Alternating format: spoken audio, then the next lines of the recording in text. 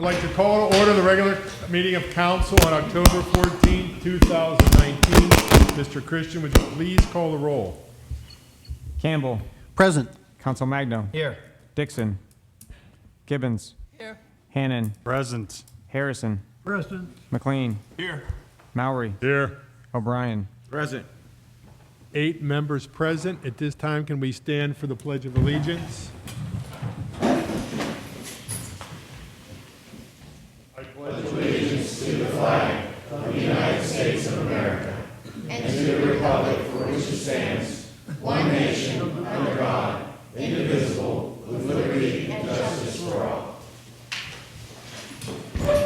Okay, at this time, I'd like to turn to chair announcements. On September 23rd, 2019, the executive session of council was conducted for personnel and legal issues. And tonight, before we came out, October 14, 2019, an executive session of council was conducted for personnel issues. At this time, can we turn to the reports of the officials and our library director's report? Good evening. My name is Christine. I'm the director of Your Public Library, where we provide opportunities to explore, learn, create, and connect. I'd like to start by thanking all the donors who gave during September's Love Your Library campaign. The library raised $7,700, including just under $2,000 at our Yinzer's Happy Hour and $2,800 at the book sale.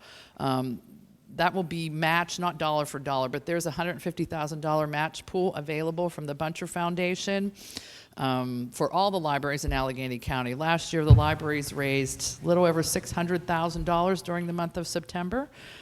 So I will let you know what the match ends up being. So thank you. Just a few updates about the library. The library will be embarking on a few projects. One, we're going to be getting new carpeting sometime before the end of the year, and we're rearranging some shelving and some collections, so we'll have additional seating areas, hopefully with electrical outlets. I think we have about 4 in the whole library.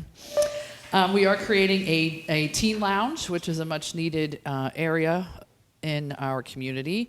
That should be finished by the end of the year as well, and Missy Lane is planning on having a grand unveiling. The library is now a Family Search affiliate library, and as such, we have access to the Family Search digital geological collections that are otherwise accessible only through a Family Search History Center. Family Search is a nonprofit family history organization run by the Church of the Mormons. What's the Mormon church? Church of Jesus Christ Latter-day Saints. Thank you. And they are has the world's largest collection of genealogical and historical records, but you must access it in the library with a library card. However, it is free. I played around a little with it this week, and it seems comparable to my paid subscription to Ancestry.com. So you do now have access to it for free. And just a reminder that the library will be closing at 5 p.m. on Halloween, October 31st. It's traditionally a very slow night for us, so we close down so our staff can go and trick-or-treat with their children. And that is all that I have. Thank you very much. Thank you. Any questions? Chief O'Connor. Good evening, Mr. Mayor, Council. Hi, everybody. Chief here. This is good. Yes, Halloween is on the 31st, and the tricksters will be out starting at 6 p.m. So drive safely and be aware that they'll be out going door to door. And also, no smashed pumpkins this year, especially mine. Pumpkins. And if you people can't pronounce the King's English, you may call them pumpkins, as most people around Western Pennsylvania do. So don't do that. And I'll be out too, because I'm going out as a chief this year. So I'll eat extra candy. Okay. So is O'Brien. He's going with me. In the back seat. All right, our next Crime Watch meeting will be Monday, November the 4th, 7 p.m. at the Community Center. So hope to see you there. If you cannot be there, follow BPPD on Facebook and social media, and we post things regularly on there. So go on and take a look if you're not on there, and we'll keep you apprised if you can't make Crime Watch. Okay, any questions? We heard this past month you had a fabulous speaker. We did. We had our own Colonel Christian came, and he was the guest speaker. And he was very brief, too, which is good. We like brief. On that note, any questions? Hearing none, can we turn to the fire chief's report? Sorry. Thank you, Chief. Good evening, everyone. My name's Bob Brown. I'm the Deputy Fire Chief. I'll try to keep in line with Chief O'Connor. I'll be brief also. Just 2 items before the report for September. I want to thank everyone that stopped by our open house yesterday. It turned out to be a really beautiful day. A lot of people came through from 11 to 3, which we greatly appreciate. Special thanks to a few of our vendors that were there, EV Hardware, Shop and Save, Bethel Bakery, Tri-Community EMS, Bethel Park Police, and I forget the airbrush guy's name, but it's 412 Brush Entertainment on Facebook, if you care to look that up. 2 other items. Time of the year, it's starting to get colder now. Before you start using your fireplace, it's a good idea to have it checked by a chimney sweep. May need clean, may prevent us from responding to a chimney fire at your residence. And finally, I'm not sure if I'll be back at the November meeting, but the November council meeting is going to be after we turn our clocks back for the fall. We'll fall back. Remember to change your batteries in your CO detectors and smoke detectors at the same time you turn the clocks back. And finally, report for September. Again, we continued. I think August, I believe we had 50 calls. September, we had 44. Real quick, we had 5 fires, 10 good intent calls, 7 gas leaks, 1 vehicle fire, 2 smoke odor investigations, 2 vehicle accidents, 3 electrical conditions, and then 5 calls what we consider weather conditions. That could be some flooding due to rain or wind or wires down from windstorms and so forth. And that would total 44 for September. And unless there are any questions, Any questions from council? that's all I have. Hearing none, thank you very much. And let's turn to the municipal manager's report. Mr. Christian.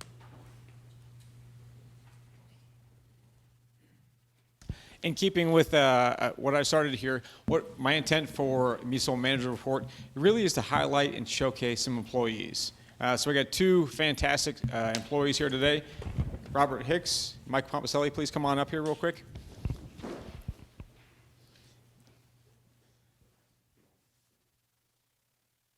So from here on until I get pretty much through all 107 employees, I want to bring 2 of them at a time up here and really kind of introduce them, talk a little bit about them, and bring out some of the highlights. On the far left over here, we got Mike Pompicelli. He's the assistant engineer for the municipality for environmental. He's been with the municipality for about 14 years, so he brings a lot of wealth, knowledge, and experience. His focus is on GIS, Geographic Information Systems. If you're not familiar with that, that's really like the mapping system that we use to plot everything, whether it be storm sewers, sanitary sewers, manhole covers. If it has anything to do with the city, it goes on a map and it gets plotted by that gentleman right there, or he touches it in some way, shape, or form. So it's a really important job. He cannot live without that particular aspect. He has a wife, Rebecca, 2 beautiful kids. So he has been happily employed or happily a resident of Bethel Park for about 13 years now. He holds a Bachelor of Science degree in geology and also a GIS certification from Penn State. On my close left here, we have Robert. He is our construction code official. He has been with the municipality for a little less time, about 1.5 years so far. But in that time, he's made an impact across the entire municipality. As I go across my running sprees or driving sprees, I often take photos and different things. And so Robert and our other code enforcement individual, who's not here tonight, are usually the receipt of those emails and photographs, and so they get to go and start telling people they're not really abiding by the code. But really, what does Robert do for the municipality? Reviews building plans, he issues building permits, inspects projects for compliance for the Pennsylvania Uniform Construction Code. I've seen this book. It probably weighs 50 pounds. It's not exaggerating. It's huge. So he has to get the thumb through that thing on a daily basis and really determine it and figure out how to enforce that one over time and space. Robert is also married for 22 years. He's got 2 beautiful children and 1 golden retriever named Lucy. And Robert has a passion. He loves helping residents. And really, that's the whole reason why I like to bring up the individuals and highlight them to you right now. So thank you so much. I appreciate all the hard work you do each and every day. It cannot be understated. Thank you.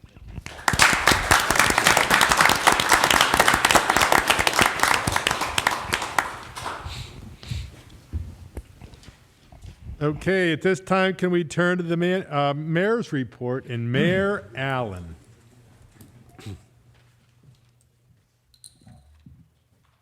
Thank you, Mr. President. Unfortunately, the fire chief's report, the police chief's report were brief, but I wasn't here last month, so I have a lot to go over. The first thing I'd like to do is introduce a teacher from the high school, correct? And it's Courtney Williams. Courtney is putting on, or the high school is putting on a play on November 8th, 9th, and 10th. It's a salute to the 4th of July, and I wanted to give her a couple minutes to talk about the project that she's doing. So, Courtney?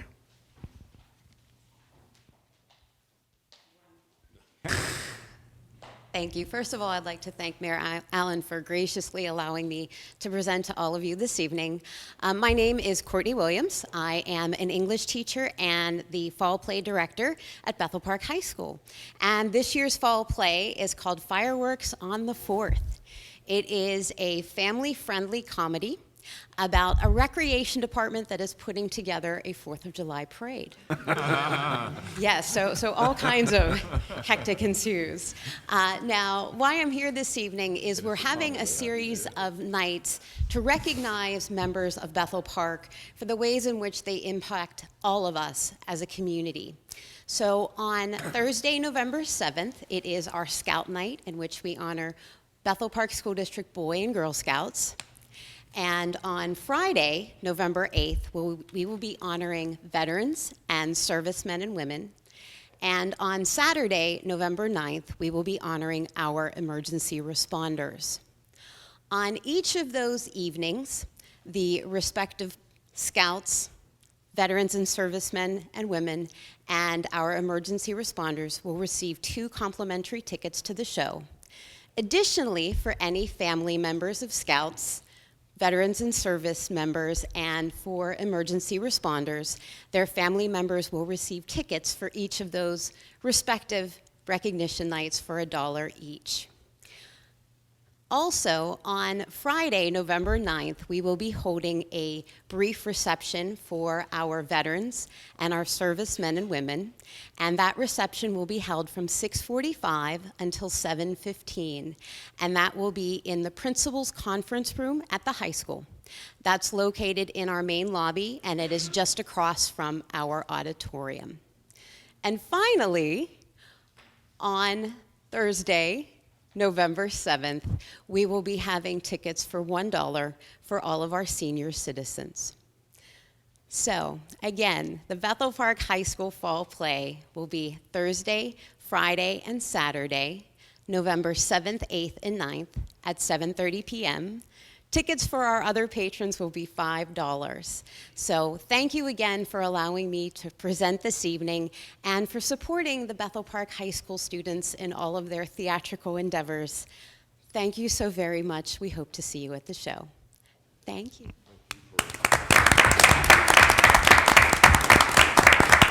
Courtney, you gonna leave those over here? Okay. Well, hopefully we'll be able to fill the auditorium because I talked to Courtney a couple months ago about this, and it sounds like a great thing. So thank you very much.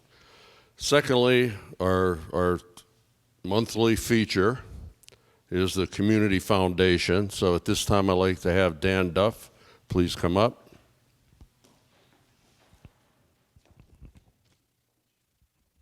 Thank you, Mayor and Council. It's a pleasure to be here again. And I think more so, I know that the mayor enjoys us coming because we bring money. One of the nice things that we came up with last year was what's called the Fantastic Four. It is the Education Foundation, the Public Library, the Community Foundation, and I'm forgetting the fourth, and the Historical Society. We went together and did a golf outing, and last year the golf outing raised $15,056, which was split 4 ways. This year, in addition to doing a golf outing, the 4 groups did a dinner downtown at the restaurant called 11, and the total amount raised was $17,532. So each of the 4 organizations are going to be splitting that amount. And first off, I'd like to bring not only a representative of the Fantastic Four, but probably one of its backbone members. Christine, come up and get your check for just shy of $4,400 that will be donated to the library.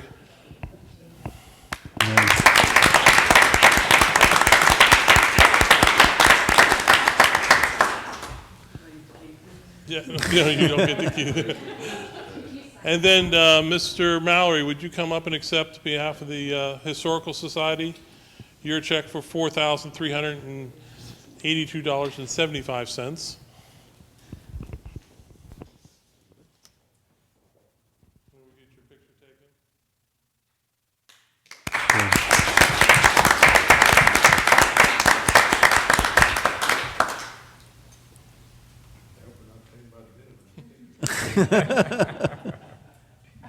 Good? Okay. Really, I appreciate that. Thank you once again for your support, and Thank you. great. Thank you. I'd like to cover one other item, and Brittany, would you help me hold this up? There's an event we call Bethel's Bounty. It's going to be on November 3rd at the Crown Plaza South, across from South Hills Village. This is a grazing event, and that sounds kind of unusual, but it's an opportunity for you to taste over 20 to 25 different restaurants in the area, caterers. I think we're going to have 2 beer brewers and a wine tasting. So there is one little problem. This has become a very popular event, and as of today, after 2 weeks being on sales, there are less than 50 tickets left. So if you're interested in attending this event, go down to EV Hardware and get your ticket. Don't put it off until next week because there probably won't be any.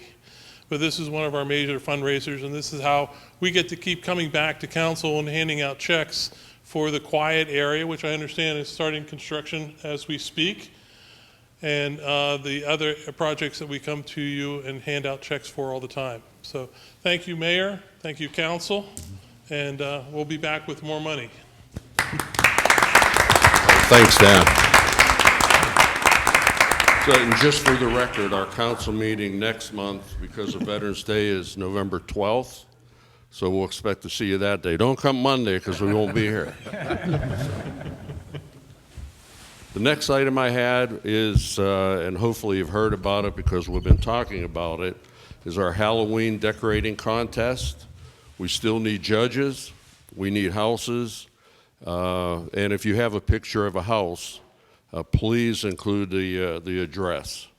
And anyone that wants to be a judge, they can call Janet at 412-831-6800, and she's at extension 211. And just, we're going to do our judging between October 20th and the 30th. So hopefully we won't miss anyone. So the more judges we have, we'll sit together and figure out, who's going to win. And I did mention that our council meeting was now November 12th, so the winners will be recognized at that council meeting. Also, we have fall cleanup coming, actually this weekend, Saturday, 10/19. If you're interested or you have a group that's interested, please call Janet, 412-831-6800, and she will write your group down and we'll know exactly where you're going to go. One thing for the seniors out there, if anyone that rides the T, starting in January, you will need a Connect card. You won't be able to use your Medicare card to get on the T anymore. We do have a representative that comes here the third Wednesday of every month, and I believe he's here they're here from 12 to 4. And if you can't make it here, you can go to either one of our representatives' offices, or you can go to Pam Ivino's office, which is on Broughton Road. We also have our leaf pickup coming. That starts next week, and that will go for 6 weeks, not including the week of Thanksgiving. So it'll be the week of October 21st, October 28th, November 4th, November 11th, November 18th, December 2nd, and December 9th. There's no limit to the amount of bags that you can put out, but they do have to be in brown paper bags so the collectors will know that they are leaves. And finally, I want to thank council for giving us the opportunity again to have our 90-plus luncheon, which we had 2 weeks ago. We had about 120 people that showed up at our luncheon. Now, they all aren't 90-plus. There's caregivers, but we probably had close to 80 people that were 90 years old. And we had 3 women there that were 101. So I want to thank council. It's a great program that we do, and we look forward to doing it next year. And that's all I have. Hey, Mayor, we heard about a lot of activities early in November. We may remind the people there's another important activity, and that's Election Day. So don't forget to vote. Well, Election Day, November 5th, but even more important, my birthday is November 9th. So thank you very much. Thank you very much, Mayor.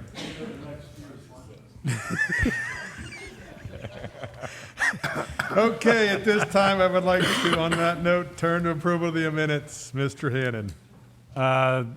First one is the regular council meeting of September 9th. I move we approve the regular council meeting minutes of September 9th, 2019. Second. There's a motion to second. We approve the regular council meeting minutes of September 9th, 2019. Any discussion on this item? Mr. Christian, would you please call the roll? Campbell. Yes. Council Magno. Yes. Dixon. Gibbons. Yes. Hannan. Yes. Harrison. Yes. McLean. Yes. Mowry. Yes. O'Brien. Yes. Motion passes 8-0. At this time, I'd like to turn to the approval of the bills and payrolls, and Mr. Hannan. I move that we approve the bills and payrolls for municipality per bill list number 101419 for $5,017,931.54. Second. There's a motion and a second that we approve the bills and payrolls for the municipality per bill list number 101419 in the amount of $5,017,931.54. Any discussion of this item? Mr. Christian, would you please call the roll? Campbell. Yes. Council Magno. Yes. Gibbons. Yes. Hannan. Yes. Harrison. Yes. McLean. Yes. Mowry. Yes. O'Brien. Yes. Motion passes 8-0. At this time, I'd like to turn to the resident comments section. We have one resident signed up to speak, Mr. Failer, for non-agenda items. We do have a 3-minute time limit. If you could state your name and address for the record, please. Rich Paller, 1119 Logan Road. I'd like to be here talking about the flooding again. I'll just bring it up. But now there's another problem with my property that I didn't need either. So now I'm dealing with the flooding. Now my property's sinking. Okay? It's probably from all the flood water coming through and leaky pipes. The state came out in 2016. I got notified by my neighbor. She asked me if my house was making noises. Her doors were popping open. So I took a walk around my yard, noticed that some of my fence posts were sticking up. The paint that was on the side of my house, the whole thing was down about 4 to 6 inches lower than it was before. I called the state. They came out. They did an investigation, found out it was not mine subsidence. I asked them when they were out there, what else could this be? They said, do you have any pipes coming through your yard? I said, yes, I do. The municipality has storm sewer and a sewer line comes through the property. They said, more than likely, they're leaking. Okay. Now, I'm being told that the investigation determined that it isn't your pipes. But common sense tells you, I had that problem. The borough engineer, a female, called me. This is in 2016, told me they were going to replace the pipe from Logan up to Greenbrier. And we've had this conversation 30 years ago. You guys had told me that you will never replace that line because it's too costly. So I asked her, have you checked with the borough? Anyways, to get beyond that, she said she'll check into it. The next time I talked to her, she didn't even remember the conversation. She said I was lying. Next thing you know, she was terminated. Okay, so then you guys come out and they televise the line. I'm told while they're televising the line, I'm not allowed to watch it. I'm not allowed in the truck. I'm not allowed to see what happens. So they televise the line. One of your borough employees told me straight to my face that there is absolutely no leaks in my property, none in the pipes in my property. Within a month, you guys came out and relined it. Now, why would you reline it? Now, I was told that it was relined, be proactive. This borough has never done anything be proactive, okay? They're sinking all over this community at every storm sewer. That's from neglect, from years and years and years of neglect by this municipality to update their storm sewers and their sewers, okay? This has to be from that. There's holes along the hillside where the pipe runs through, just empty holes. I was told that they dye tested it. Well, it's a little late to dye test it when you sealed the pipe from the inside. It's not going to leak into that pipe now, but the dirt is already removed. So I have a problem. 25 years of concrete around my back of my house and the sidewalk. Never cracked. 25 years. My driveway, 10 years, never a crack. And within 1 month, it all cracked. And went and all the way, a straight line, all the way through my property, just cracked. And all this land dropped.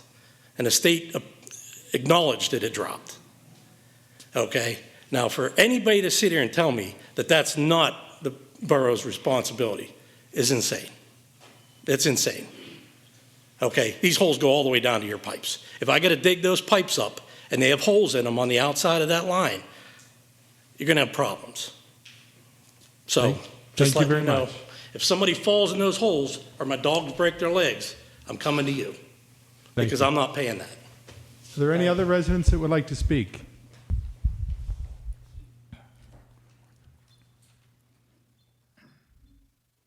My name's Scott Foster, 2789 Bertha Street. I'd like to ask council if they could do something about the speeding on Bertha Street. The traffic's getting worse and the speed's incredible. They had a wreck up there today where they tore a wheel off a car and tore the axle off another car, and everybody says there's no speed involved. If you guys could look at maybe somehow trying to slow the speed down or restrict the traffic, I'd appreciate it. Thank you. Thank you. Chief, is there some, could we possibly put a monitor up there on Bertha Street? Thank you, sir. Thank you. I had spoken to the manager earlier, hoping I would get a little window to share about the new voting machines. That'd be fine. So the county has chosen their voting machines, and it's going to be a paper ballot. It's the same company that provides us with our voting machines now. It's called Election Systems and Security, or ES&S. So it will be a paper ballot, and you will mark circles, and then you will take your paper ballot and you will put it in a scanning machine. And then they will keep your ballots in a secure place. The machine will be able to read the ballot, and let's say you were told you could vote for 2 candidates out of 4 candidates for Superior Court, and you overvoted. The scanner will tell you that you have overvoted, and then you will have the opportunity to re-vote or just not vote and have that section of your ballot be discounted. The new ballot machines will cost $10.5 million. That's the estimate. We have the money to put the down payment in. The governor has said that he will help us pay for the voting machines by possibly giving us up to 60% of the cost of the new ballot. It was the least expensive program of machines that we got, but 10.5 doesn't really tell the true story, because every election we have to create ballots, and we have to create over 100% of the ballots needed in case everyone comes to vote, and those people have provisional ballots come as well. So that is a pretty penny. So each ballot might cost about 23 to 25 cents. And then we also have to store the ballots that were cast for 2 years in a secure place. But we're already storing them in a warehouse in the north side, and it costs $25,000 a month. But we're already doing that for the machines that we have. So every polling place is going to have multiple places to fill in your ballot, and then you can scan your ballot. And then if you are handicapped and you are have some special need, there will be the machine that we already have that will be a touch screen for you to vote. Now, they've taken a lot of consideration over special needs, and there was concern over the special needs ballots will be bar-coded, but the bar-coding just says Sue Means voted here, not Sue Means voted a certain way. And the concern was they wanted a way for people with vision impaired or other special needs to recheck their ballot, but they don't have any way to recheck their ballot. But so we're moving forward. We need to have the machines in place. Well, as soon as we're finished with our present negotiations on the price, we'll be ordering the machines because we want them in place for in the May primary next year. There will be many hours of training for our employees, and all our volunteers for elections. They will have probably over 80 days opportunities for training, and they will also are planning on having community awareness to be at the mall and be at other venues so that people can actually practice on the machine to take away that little concern of something new and something different. So they even think about having, being at the mall, and there will also be online at the county website a little video where you can learn about the new machines. So thank you for letting me come and give a little update on the machines. And if you haven't heard, the county is not raising taxes. So we're headed into our budget period, and thank you very much. Thank you. Are there any other residents that would like to speak? Hearing none, can we turn to General Policy and Finance and Mr. McLean? And we have no residents signed up to speak. Thank you, Mr. President. We have no agenda items under General Policy and Finance this evening. Mr. McLean. However, I do have two additional items. The first item is the municipality's review of its preliminary budget. Like the county, we are at the point in our fiscal year where we have begun the review of our budget. Council took a preliminary look at the budget this evening, and we can report that at this point, like the county, we are proposing no tax increase for 2020. The preliminary budget is available for review by the public on our website. It's available at the library. It is also available at the Brightwood Fire Station. We will hold a public hearing on the budget 2 weeks from tonight on October 28th at 7:45 in this room. And then we are scheduled to vote on the budget for adoption at our November regularly scheduled public meeting. Second item I wanted to address is on the general election on November 5th, there will be two Home Rule Charter Amendment questions appearing on the ballot. We've reviewed these the last few months, but just as a reminder to everyone, the Home Rule Charter from the beginning has had a residency requirement for 4 of the municipal positions. What we have found is that with respect to the planner and the financial officer, our experience has shown that we are limited in the number of people who we apply for those positions due to their ties to their communities where they are now. And so, after due consideration, we are recommending that the Home Rule Charter be amended so that the residency requirement for the positions of planner and financial officer are removed. What that would mean is that people we would hire for those positions would not be required to move into the municipality within 1 year. We would keep the residency requirement for the chief of police and the municipal manager.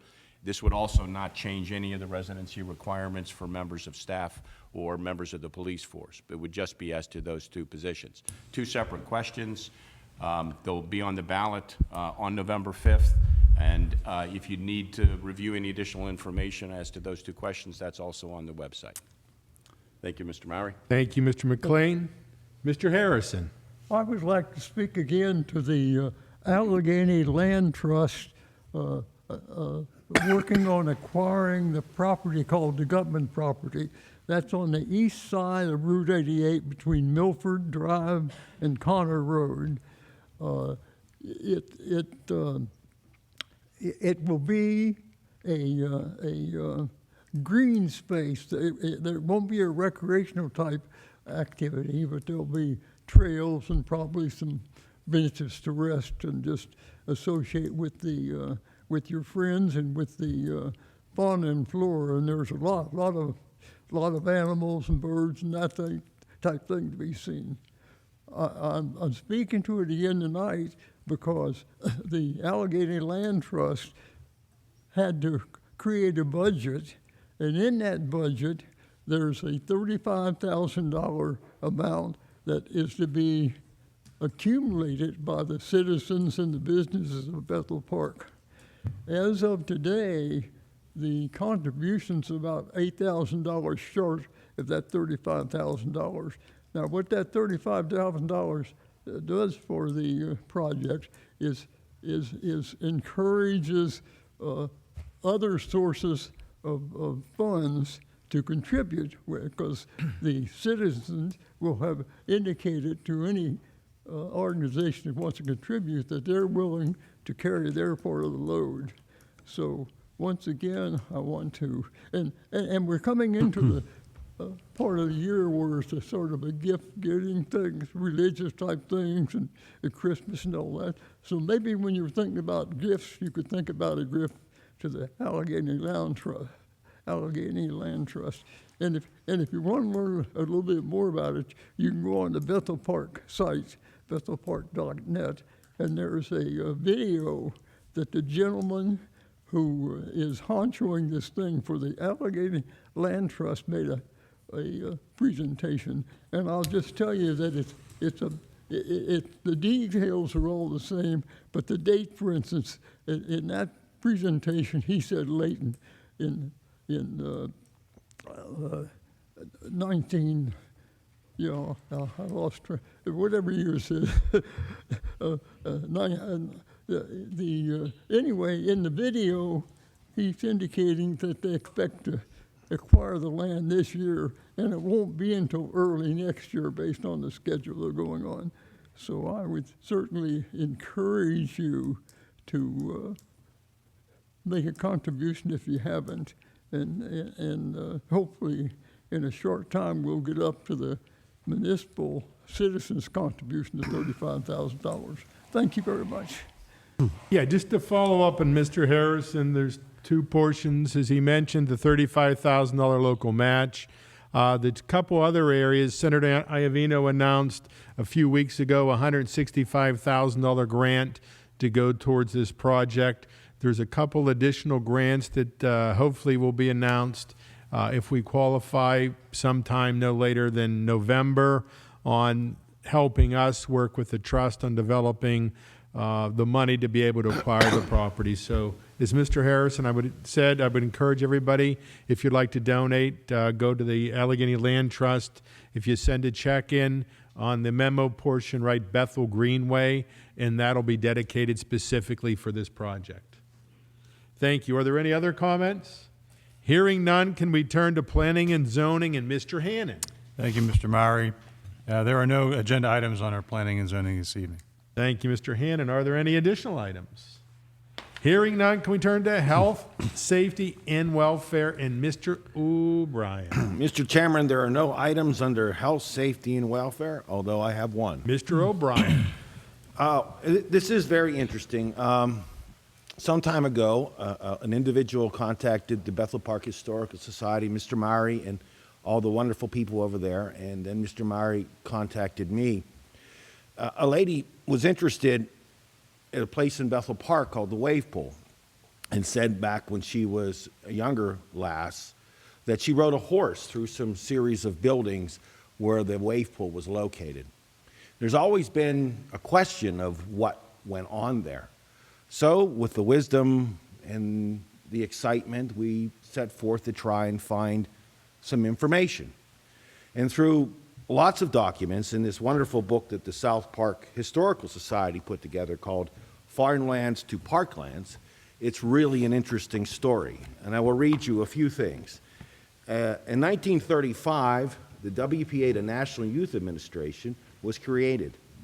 It transferred to the Federal Securities Agency in 1939.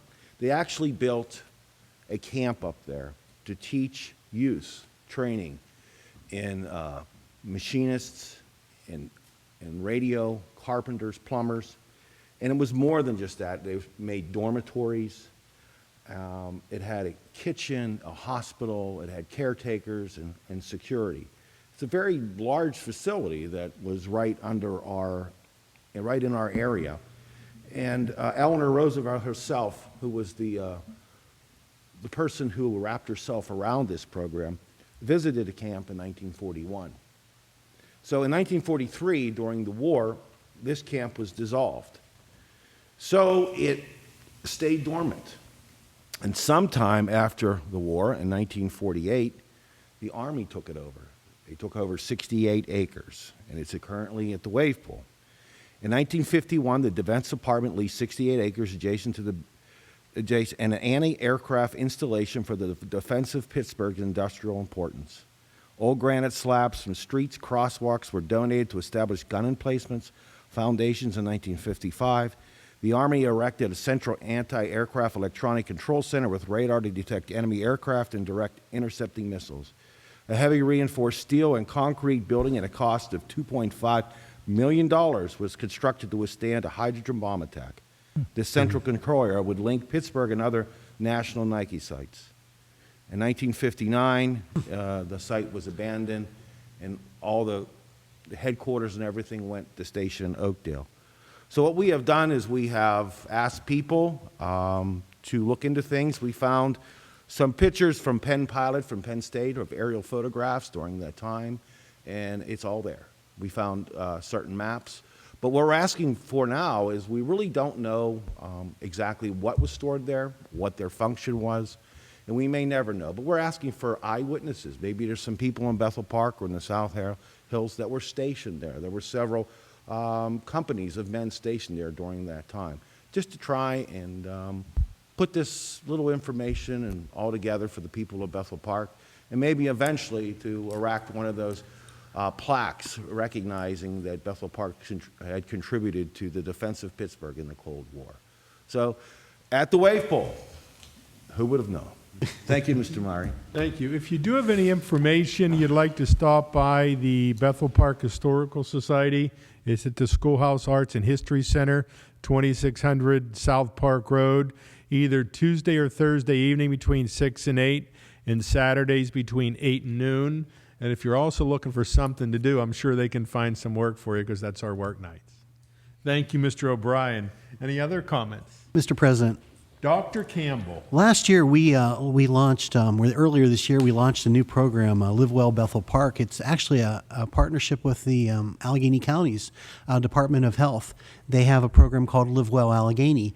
And this is kind of a multifaceted, all-encompassing program, whatever we could do to improve the physical, the mental well-being of the citizens of Bethel Park. And it's a broad brush program. It encompassed developing some of our park programs, developing some of the Parks and Recs programs that we have as well as expanding our parks. And we heard about the Allegheny Land Trust. We dovetailed that into it, as well as like cessation programs, getting off of, for instance, drugs, alcohol, cigarettes. Well, one facet of this program is education, and that's big, important part of health literacy. And as such, we started to put together a speakers program, a speakers series as part of the Live Well Bethel Park program. The inaugural event is tomorrow. I'm speaking, so I'd really appreciate it if you'd attend. But it's going to be on the obesity crisis. In 1986, there was only about 10 to 15% incidence of obesity in the United States across the board. Now that's well over 30%. In some states, it's well over 40%. That's scary. That's very, very telling. And I could report about that as well, that I've shared previously from this podium that I've dropped about 90 pounds all told in the last year. Kept most of it off. Bounce around a little bit, but still have kept most of it off. And I'd like to share some evidence-based data, non-commercial, non-biased, across the board, but good evidence-based data on how we got to where we are today. What the nature, the pathophysiology of the problem is, and importantly, what you could do about it. And this is not your parents' diet program, believe you me. Prepare for a paradigm shift. And I really researched this a lot. So thanks, Mr. President. Could you give the date and time and location? 7 o'clock tomorrow evening at the community center. It's going to be in the larger room, from what I understand. That's tomorrow night, October 15th. Yes, that's tomorrow night, October 15th, Mr. President, at 7 p.m. in the community center. Thank you very much, Dr. Campbell. Any other comments? Hearing none, can we turn? Mr. Murray, excuse me. Mr. Consul. I just wanted to say hats off to our Shade Tree Commission, who planted last week 20 trees around the property of Neil Armstrong Middle School in the school district. They did a fabulous job for the school district and also for the Shade Tree organization. So hats off to Dave Espinar, who was heavily involved with that, and Jim Jenkins, who donated a lot of his time and effort to that. Thank you, Mr. Thank you. Consul Magno. Tied into the Live Well Allegheny, our Recreation Department is sponsoring a turkey trot, which will be on Thanksgiving. If you'd like any information, check out the website or stop over at the desk at the community center to register.